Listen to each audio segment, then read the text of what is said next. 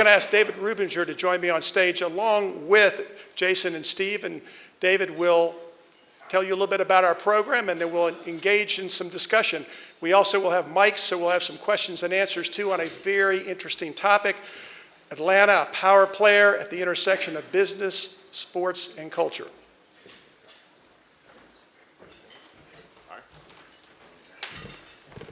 Thank you, President John.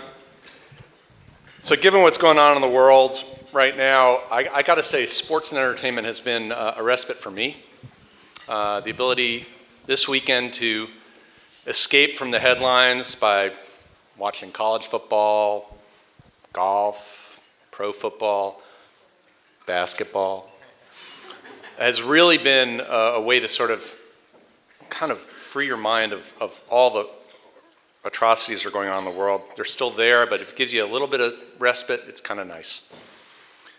Which makes today's conversation so special. I'm so happy to have Jason Kelly back here in Atlanta again. I remember Jason Kelly as about 22-year-old. He had interned at the AJC for a little while. We had heard word this kid was a rock star. And he came in and took over the technology beat of Atlanta Business Chronicle and did an unbelievable job. And I knew the moment he walked in the door that he was going places. The Chronicle's actually created quite a few really great journalists throughout who've gone on to really great things, and Jason's at the very top of the list.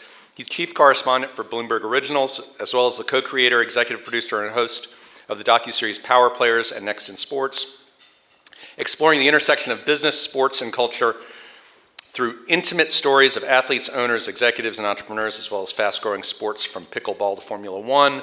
He was the New York bureau chief for Bloomberg. He's an awesome guy. He's great. He's got great parents. Hi, guys. A native Atlantan, Georgetown grad, and Jason, welcome back to Atlanta. Thank you.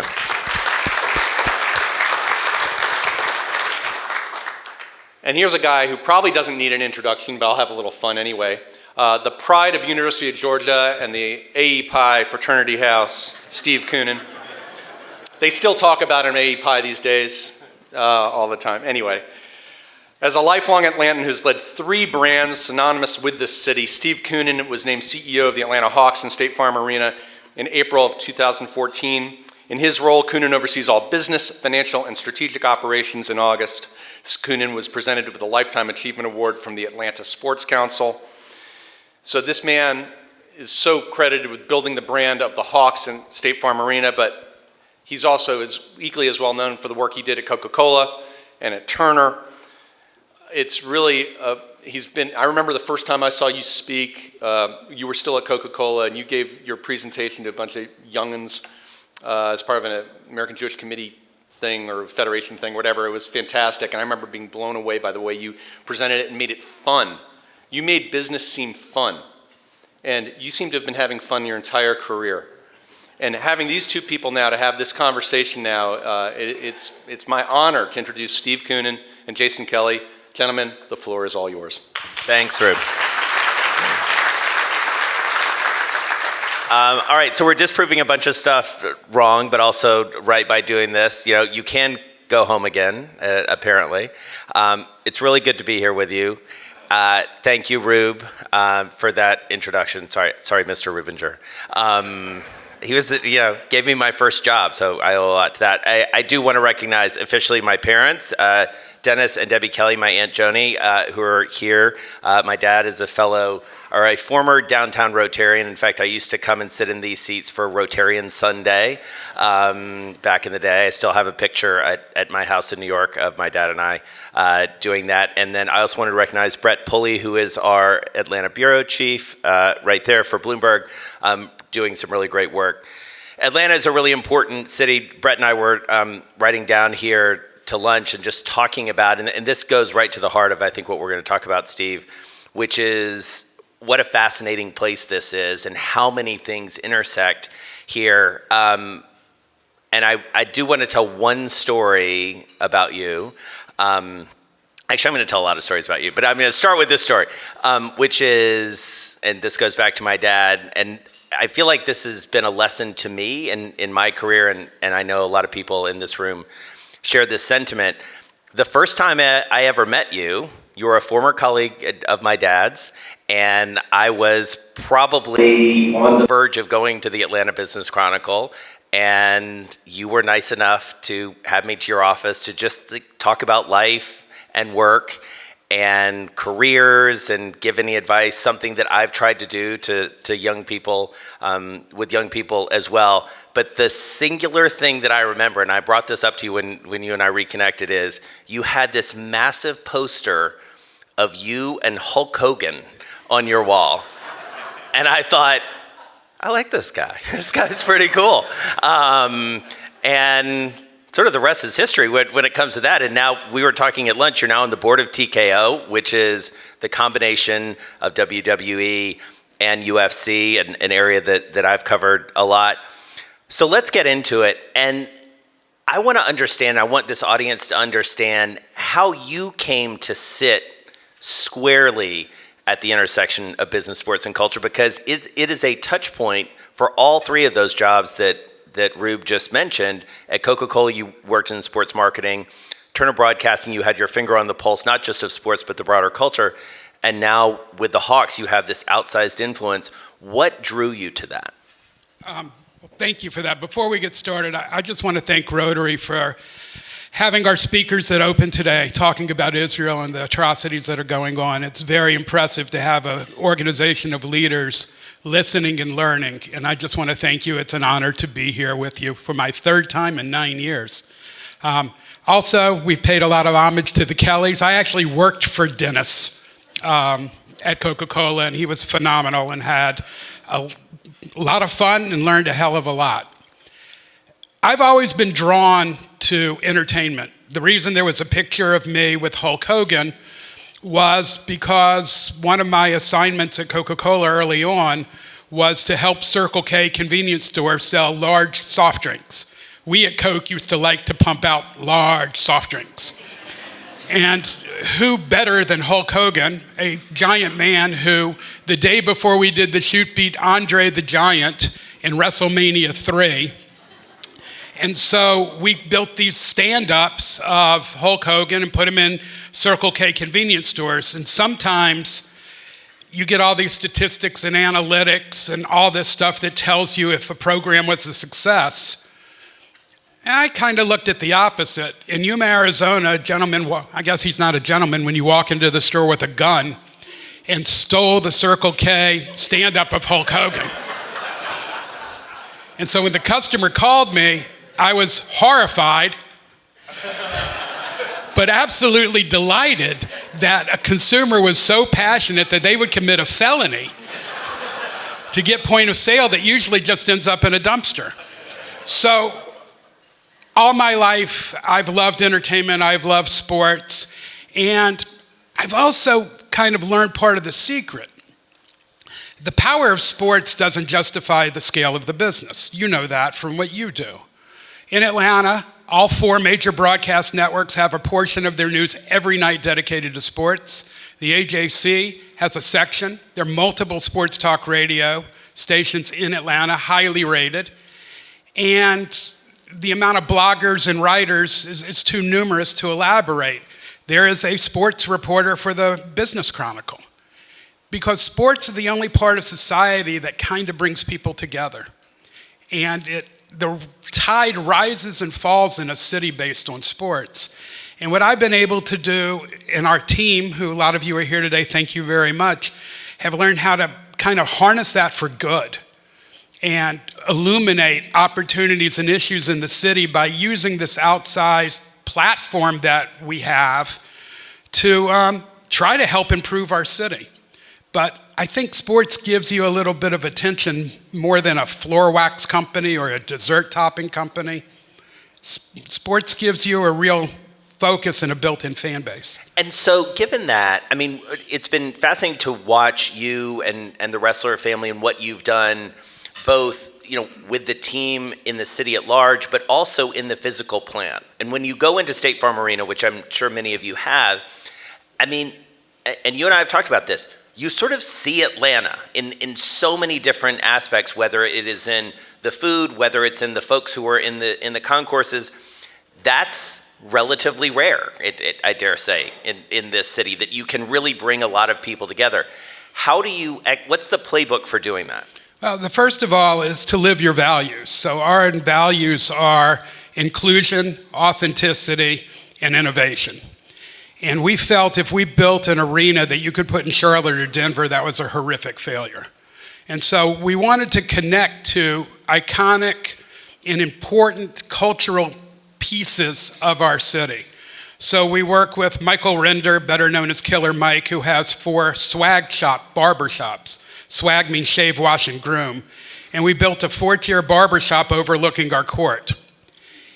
Because in the black community, the barbershop is a real icon, and the conversation there is sports. In fact, you actually saw LeBron James build a show called The Shop, and it's on Amazon now, if any of you want to check it out. And so we didn't do that for the business. We didn't do it to sell more tickets. We did it because we wanted people to understand that we understood what was going on in Atlanta. We built with Zach Brown, arguably one of the biggest music stars, country stars in the marketplace, the Zach Brown Club, which, lesson learned, don't give a creative person no budget because they will exceed it. And if you look at the Zach Brown Social Club in our building, there are crystal chandeliers hanging. There is very fancy marble that I can't even pronounce what kind it is, but it's really fancy. It's gorgeous. And in the display cabinets are his Grammys and his work with veterans. And again, we took out all the seats behind the basket and created a club on the floor. The Delta Sky Club literally is an extension of the court, and you can feel the ball being dribbled as they come into the lane. And why is that? Because people in Atlanta want to see and be seen, and it is the place to be. And so it was understanding our city, understanding that sports and entertainment go together. I mean, who doesn't want to go to a Pink concert and play Topgolf in a suite 2 hours before? You can do that at our place. So just try to innovate, but again, food is so important. Food is so important. We did not have a great food program 6 years ago at the Hawks. We had, I would call it industrial stadium food. And we realized we don't compete with the Braves or the Falcons. We compete for a great night out. In Atlanta, food is a huge piece of culture. This is an amazing food scene. And so we said to ourselves, what's the best restaurant? Bacchanalia, arguably. So we went and hired the head chef of Bacchanalia to become the head chef of an arena. That doesn't really happen. And we brought in Joe Schaefer. We went from number 28 in the league to number 1. Joe's just been given another opportunity to go grow his business after 5 years. And we just brought on an Atlanta chef, G. Garvin, who has been on the Food Network, who is amazing, was a cook at the Ritz at 16 years old, James Beard nominee. And now he's our chief culinary officer. So everything we did was try to be intentional to connect to the city. Old Lady Gang, great restaurant, hopefully everybody's been there, run by a couple of the Housewives of Atlanta is in our building. J.R. Cricket's, Bee's Cracklin' Barbecue, Chick-fil-A. So everything tries to connect back. Yeah, it's interesting. Shout out Atlanta Business Chronicle, because the first thing I did when I got to the Atlanta Bureau this morning of Bloomberg is picked up the Chronicle, and there on page 3 was G. Garvin. Page 3, good, David. Let's work on that. So I want to stay with the sort of physical plant of State Farm, because it led to you and I reconnecting in a meaningful way, because it played a pivotal role in the 2020 election in arguably the most important state, or the most important city in the most important state in arguably one of the most important elections of our time. That was your idea, to turn the arena into a voting precinct, an idea that was then replicated by 70 arenas and stadia around the country. Tell us briefly that story, because it involves like a flip phone and Rob Pitts and sort of a big idea that all of a sudden has a really profound effect on what happens next. Yeah, I'll do it very briefly. COVID was such an uncertain time, and I saw the protests that were going on in downtown Atlanta, and in my mind, the only way you change society is through voting and changing leadership. We vote in libraries, we vote in schools. They're normally staffed by people who I think average age are 72. And we had 700,000 square feet sitting empty, technologically advanced, center of town, incredible technology. We're in the guest services business. So I called Rob Pitts, who I tried to text him, but he has a flip phone. But That's confirmed, by the way. We fact-checked that. Oh, that is more than confirmed. It needs to be retired, but invited him and his team to come to the arena, and before we were in there 30 seconds, he goes, "We're in." And so it was the hardest thing that I've ever done as a manager, was to ask our employees during the heat of COVID, with no vaccine and very little knowledge, to literally go face to face, because we have to take your driver's license and input information. And we had the protective shields and double masks, but when it was all over, when 55,000 people had voted in our building, virtually to a person, every one of them said it was the greatest experience of their work life. They saw stories.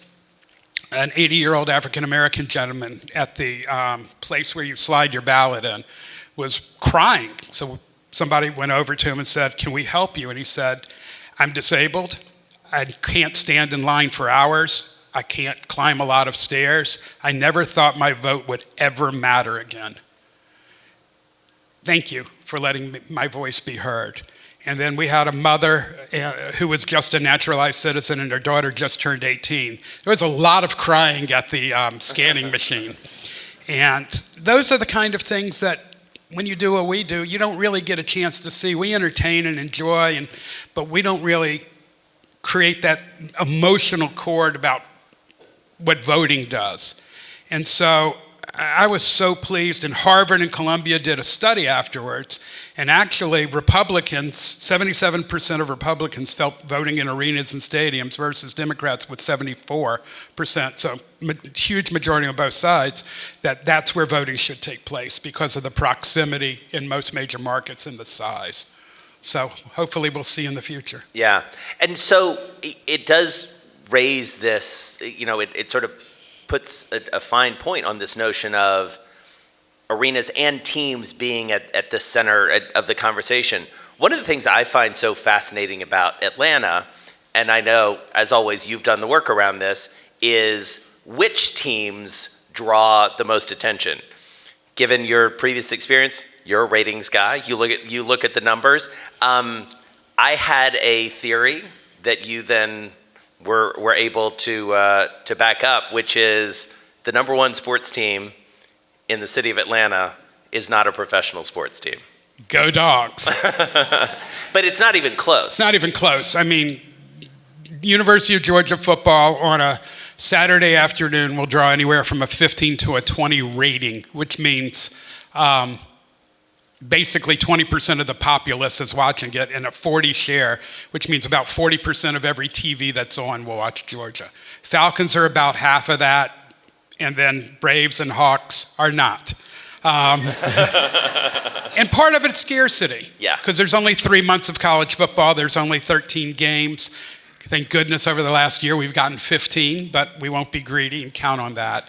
But the incredible passion, and TV is a low barrier way to look at ratings, is passion, because all you have to do is click it on, is amazing. And it's probably the only market in the country where college sports, and I'm talking major market with professional teams, college sports significantly outranks professional. And so with college sports, I mean, we're at this, I think anyone who follows college sports, my dad and I talk about it all the time, is at this really interesting catalytic moment, it feels like, when you think about conference realignment, you think about the transfer portal, you think about NIL. As someone who thinks about sports and is also a supporter of the number one football team, Georgia Tech fans. Yeah, I'm sorry. What do you make of that? I mean, I think it's a What do you lack make of that leadership. sort of soup? Yeah. I think it's a gross lack of leadership by the NCAA because it's now the Wild West. It's professional sports. Players get paid. Players can be recruited away as free agents. And I don't think it's good in any way, shape, or form. So hopefully, but I don't think the government will be able to come up with legislation that makes sense to enact. So I think that there's going to be 20, 30 schools that will basically dominate college sports for the future. And so, a big piece of that, I would argue, and I think many would argue, one of the underlying positive things about that is some measure of compensation and some measure of agency that is going toward players. The NBA, probably professional basketball, has been the epicenter, it feels like, of broadly defined player empowerment. We talk a lot about LeBron and KD and Steph Curry and many others who have really, and on the women's side as well, if you think about it, Candace Parker and other players coming up. What is it about basketball that you think has allowed and encouraged that to happen? Well, our business structure makes us partners. 50.1% of all of our revenues go to players. And so they have a vested interest in our success. And that 50.1% is on an annual basis, and if there's a shortfall or more, literally we've written checks to players because we had, as a league, a better year than what the budget was. And they were due more. And during COVID, when the revenues went down, they took a hit because we are true partners. And partnership's an overused word, and we love our partners at the Hawks, by the way. Thank you very much. But this is literally a fiscal partnership. Yeah. Whereas college sports, if they would have paid athletes 25 years ago and allowed, great Georgia player A.J. Green was suspended for selling an autographed jersey. I mean, think about that. Suspended, not able to do his craft, and there's no law against selling an autographed jersey. Right. But it was so much greed that didn't want the players to get paid. Now you have this where, there are kids going to college who are now being paid $10 million a year to play college sports. And so when you think about the next sort of leg of the business for the NBA, this is an increasingly global game. You have foreign players coming in. The hottest new player, Wembanyama, is sort of taking this by storm. The reigning MVP is from Cameroon. Obviously, the reigning champion is a foreign-born player as well.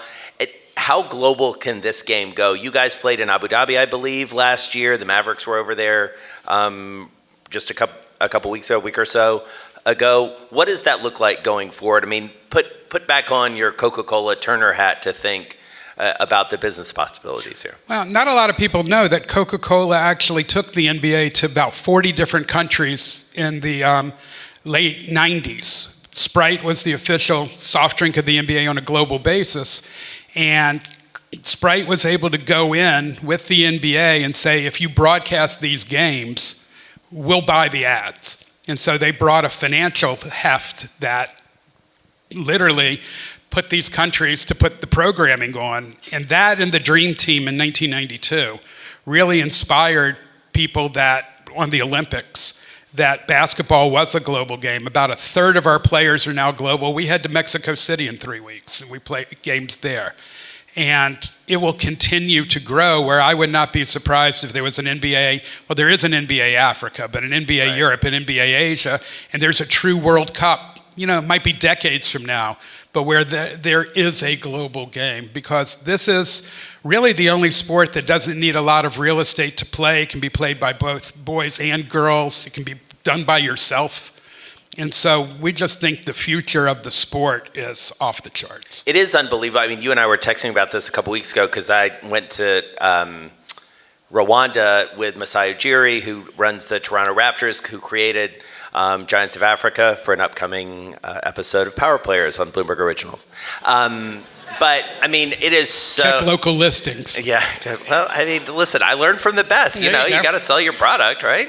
But I mean, it is remarkable the power that basketball has that other sports. I mean, you see the NFL going to London, obviously, and to Germany and Mexico, for that matter. But basketball does sort of hit above its weight in a lot of ways. Yeah, I mean, I'm dating myself. Go back to Nixon with China's ping pong diplomacy. Right. Again, sports brings people together. The Olympics. How many of you watched the Olympics?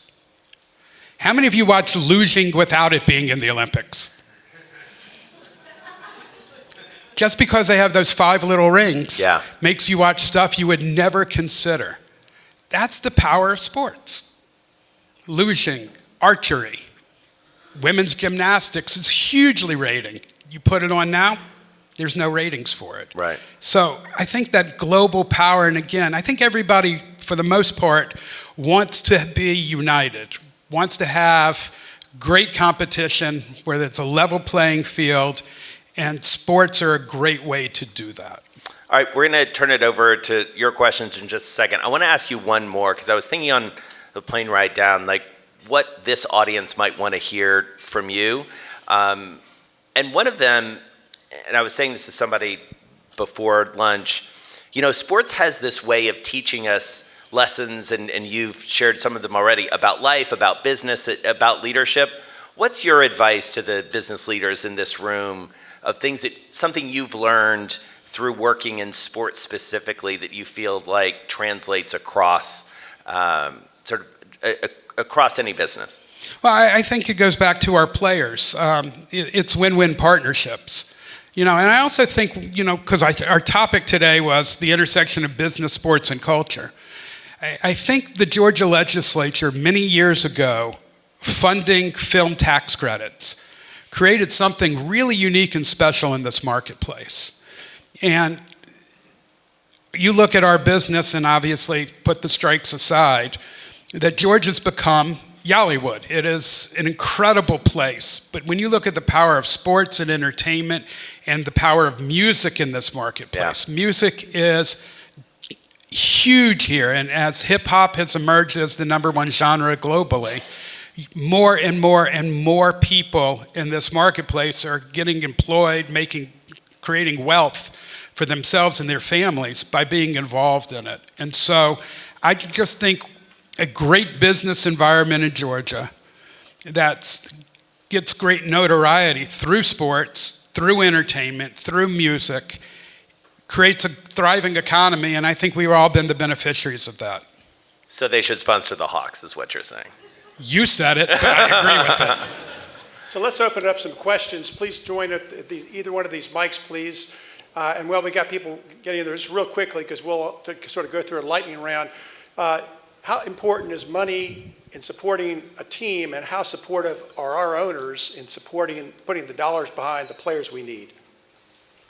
Well, money is very important, but one of the things that we would love to get help on is there are 38 states with sports wagering. Georgia doesn't have one. It's not like this activity is not happening, in this state. And unfortunately, we can't get the politicians to understand that we could fund more Hope scholarships, pre-K education, just by making something legal that's now legal in North Carolina and Tennessee, should be legal in Florida, and like I said, 35 other places. So that's the kind of things that I do think this room could help with, because the sports teams, we're going to become non-competitive if we don't have the engagement. Not the money. We're not booking bets. There's not any money coming our way. But if somebody makes a bet on a game, they're 19 times more likely to watch it. Wow. That engagement means something. And so it's a different world of fandom, and I think we have to do that. I'm sorry. Hey, Clark. Hey, Steve. And actually, this question touches on that a bit. I mean, Steve, you've always been this great disruptive innovator in sports and in every industry you've touched. Wanted to get your thoughts about some of the current disruption in sports. Overtime Elite, just right around the corner, right here in Atlanta, and sending two kids to the NBA draft, 4 and 5 this last year, and other disruptive elements. what is your thought on the current disruption, and where should we be disrupting? Maybe it's gambling, and where else should we be disrupting that we're not currently? I think the biggest disruption is coming in media. But nobody really knows what the future looks like. The regional sports networks are literally in crisis. And, you know, when I talk about television, we didn't talk a lot about it today, but I'll ask you a question. What do you buy 150 a month of and use only 10? Cable channels. And so the greed that caused these packages to grow so high literally caused about 40% of America to cut the cord. And now people are probably spending more money by having an average of 6 streaming services. And what I would love us to see is some kind of smart bundle that's fair to the consumer, fair to the cable operator, but allows people who love sports to love sports and people who don't not to have to pay for something they're not using. And I think that will happen over time, but media is going to be the biggest disruptor to the negative of what's happening now. And that's, again, not trying to do my commercial for gambling, but that's what I talk about engagement, is getting people to watch. Thank you, Clark. Stephanie. So, having been at the Hawks Arena during the very exciting playoff run, one of the things that so struck me was the ability of the Hawks to really tap into the history of Atlanta, as you said, reaching back to the community. And I know Mel Proctor is here today, you're a chief marketing officer. But I was so struck by the uniqueness of the messaging, of the videos, of everything that the Hawks were doing. And I thought maybe you could touch on that a little, because I thought it was extraordinary during that run. Thank you. We look at the world a little more differently. I'll give you an example that I'm really proud of. Black History Month is February. A lot of companies recognize it. But how do you do something that affects the community for positive? So African American men are 4 times more likely to have prostate cancer than white males. So we did a whole program assisting, screening, talking about it, creating awareness. And every assist the Hawks made, we gave $250 for the month. So we raised about $160,000 in the month for prostate cancer, but more importantly, we saw screenings go up 44%. And so how do you take something like that and make it meaningful, benefit, and then talk about it? Because most people don't talk about prostate cancer at sporting events or on television broadcasts. But those are the kind of things that we do think positively disrupt and give us, again, I started by talking about the scale of our platform, give us the ability to do things that might be a little bit not what you expect, which makes messaging even more powerful when you don't expect to hear it. So I very much appreciate what you were saying, but we program our games like it's a live television event. Every minute's programmed, every minute's entertaining. There should not be anything that you leave. I can't guarantee you a win or a loss, but I'll guarantee you'll have a very good time. That's great. We're expecting an undefeated season too, Steve. I don't think so. Now I'm glad we don't have gambling to save you. So Jason, maybe a last question. Many of you may have heard Jason on Bloomberg. He's done a fabulous job. You can listen to him on the radio, you can see him on TV, but he did a great special series on NIL. And Jason, I'm wondering, as we look around the room here, a lot of businesses thinking, gosh, wouldn't it be great if I could promote my business somehow with one of these players? And I've listened to Jason's NIL presentation. Can you just tell us briefly about the status of NIL? And is it just the biggest name players, or are other players also availing themselves of the opportunity to get the name, image, likeness? Well, I'd love for Steve to weigh in on this as well. I mean, our sense is Wild West, as you said, and I think that's the thing you hear consistently, John. I guess one of the things that we have seen, someone has to step in. I think there is, Congress can't even elect a speaker, so I'm not sure they can solve NIL. That's not political. That's a statement of fact. There is no speaker. So that's one. I mean, Charlie Baker coming into the NCAA, I think, has given people some hope that the NCAA will, essentially, even though the horse is out of the barn, try and corral it a little bit into something. One interesting thing that we and others have seen in a lot of our work is, while you do have the Caleb Williams and the Shedeur Sanders and many of the big name college football players getting a huge benefit from this, we are seeing an interesting, maybe lesser reported element happen on the women's side of college sports, which is you do have a number of players, especially in basketball and women's basketball, whether it's Paige Beckers or AZ Fudd at Connecticut, Caitlin Clark and others who are playing right now. They are getting a big benefit that they weren't getting before, that hopefully, and if you really sort of stretch it out, might ultimately help. I mean, this is something we didn't get to, might ultimately help the WNBA, because these are going to be better known, better compensated players when they do turn professional. So there are some elements of this that need to be encouraged and stoked, but somebody needs to step. I mean, I agree with what Steve said earlier. Somebody's got to step in and run it. Jason, I want to thank you for coming back to Atlanta. We hope you'll join us often. Your parents want you to come back as well. Steve, congratulations to you and the Hawks team. You're doing a great job. It's great entertainment. Also want to thank the Consul General again for her kind remarks today and the important remarks. Please note our next meeting, October 23rd, Rich Stinson, CEO of Southwire, the biggest company you never heard about, unbelievable business here in town. Anna Roach will be the CEO of the Atlanta Regional Commission presentation on the 30th of October, and then Veterans Day program on November 6th. Have a nice afternoon.